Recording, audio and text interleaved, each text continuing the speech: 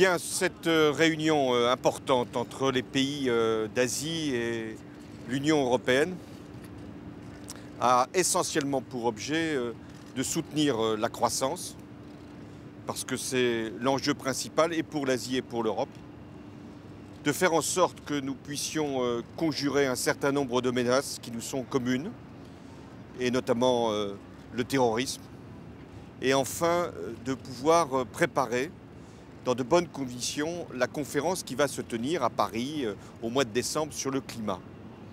Tel est l'ordre du jour et il a été respecté. Et c'était les priorités que la France voulait imposer ou en tout cas suggérer à l'ensemble de ses interlocuteurs. La croissance, la lutte contre le terrorisme et la préparation de la conférence sur le climat.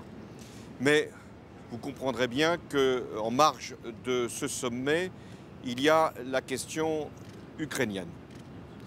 Ça a été l'objet, j'en remercie le président Renzi d'avoir une rencontre ce matin, où il y avait non seulement Matteo Renzi, qui préside l'Union européenne pour les 6 mois qui sont ceux de la présidence italienne, il y avait également le président Barroso, le président Van Rompuy, le Royaume-Uni représenté par M. Cameron, et puis Angela Merkel et moi-même, avec les 2 parties prenantes que nous connaissons bien, c'est-à-dire le président Porochenko et le président Poutine.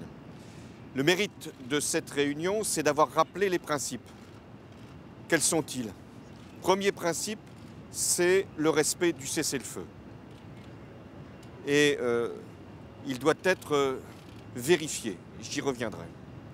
Le deuxième principe, c'est l'application de l'accord dit de Minsk, pour parler tout simplement, l'accord qui était intervenu le 5 septembre et qui engageait, avec un calendrier, le règlement de la crise ukrainienne avec l'ensemble des protagonistes, c'est-à-dire d'abord les Ukrainiens, mais aussi l'intervention du président Poutine.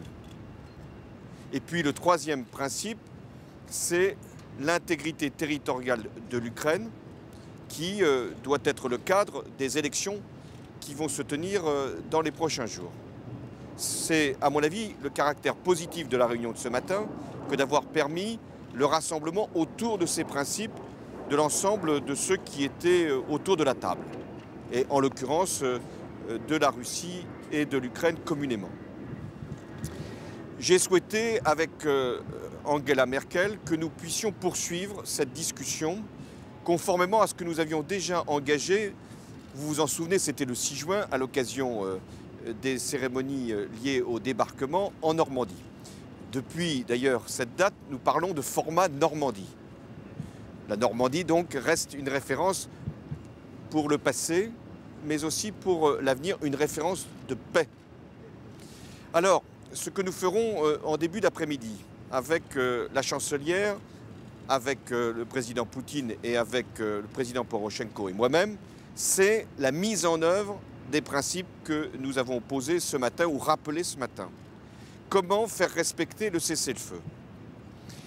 La France et l'Allemagne ont déjà annoncé que des drones étaient à la disposition de l'organisation qui s'appelle l'OSCE pour vérifier la mise en œuvre, l'application, le respect du cessez-le-feu et le contrôle de la frontière, pour faire en sorte qu'il n'y ait pas de circulation de combattants ou qu'il y ait le retrait des armements. Et c'est ce que nous devons mettre en œuvre le plus rapidement possible. C'est le président de l'OSCE, qui est le président Burkhalter, qui doit être maintenant chargé d'utiliser ces drones, tous les drones, non seulement les drones allemands et les drones français, pour faire respecter ou vérifier le respect du cessez-le-feu. Ensuite, il y a également une discussion sur le processus électoral qui doit se tenir en Ukraine et qui doit rester dans le respect de l'intégrité territoriale. Enfin, il y a tout ce que nous devons obtenir de nos interlocuteurs pour la libération des prisonniers et pour le désarmement de ces milices qui ont eu comme responsabilité des dizaines de morts depuis le début de ce conflit. Donc, les choses avancent, mais elles ne sont pas réglées. Elles ne le seront que dans le cadre d'un processus qui doit rester dans ce que nous avions défini le 6 juin, c'est-à-dire de dialogue entre d'abord les parties prenantes en Ukraine et aussi la France et l'Allemagne qui sont prêtes à accompagner ce processus. Très important que nous puissions aider à ce règlement de la crise ukrainienne, parce qu'elle pèse. Elle pèse d'abord sur les Ukrainiens qui souffrent, et j'allais dire tous les Ukrainiens. Et il y a une situation alarmante sur le plan humanitaire. C'est une situation qui pèse sur la Russie, qui subit des sanctions, dès lors que la Russie n'a pas complètement respecté ce qui était prévu, c'est-à-dire la pression indispensable sur les séparatistes. Cette situation, elle pèse sur l'Europe, parce qu'elle souffre, à travers les sanctions aussi, d'une situation économique et donc d'une incertitude. Cette situation, elle pèse sur le monde, parce que dès lors qu'il y a des risques, et notamment des mises en cause de ce que pourrait être l'intégrité territoriale, il y a effectivement un doute et qui a comme conséquence ce que l'on voit sur les marchés. Alors nous devons tous nous mobiliser pour que la crise ukrainienne trouve sa solution et la France, comme l'Allemagne, ont montré qu'elle pouvait jouer un rôle utile et nous en aurons, je l'espère, la démonstration dans la réunion du début de l'après-midi. Merci.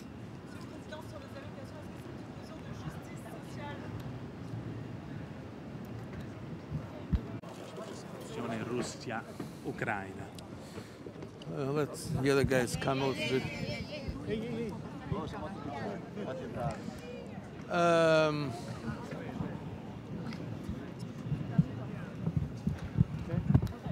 I think it was a good meeting. Of course, now the key is the implementation. But what was agreed was the need to implement the protocol of Minsk.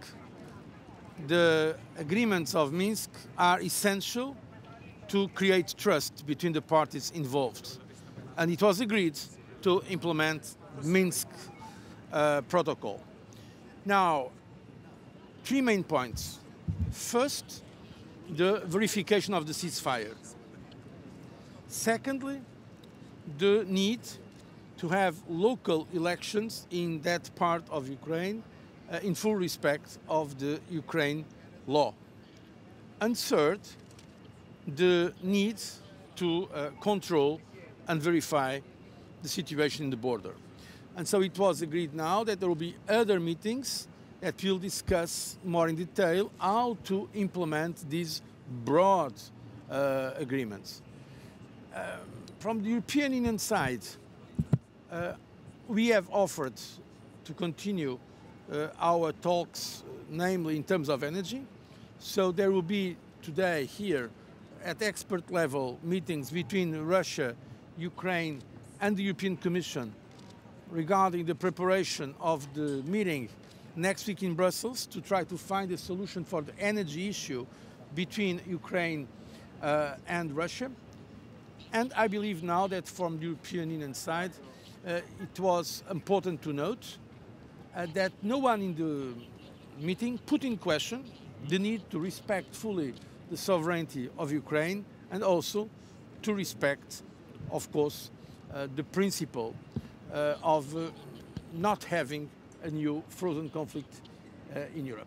It was very clear in the discussion that this is a very important issue for Ukraine, a country that we all respect, but it is also very important for all of Europe and for the relationship of the European Union and the member states of the European Union with Russia.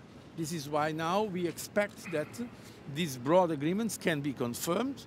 From that point of view, I think the meeting that we had today provided a constructive basis for very frank and open discussions. Come vede il futuro dell'Europa?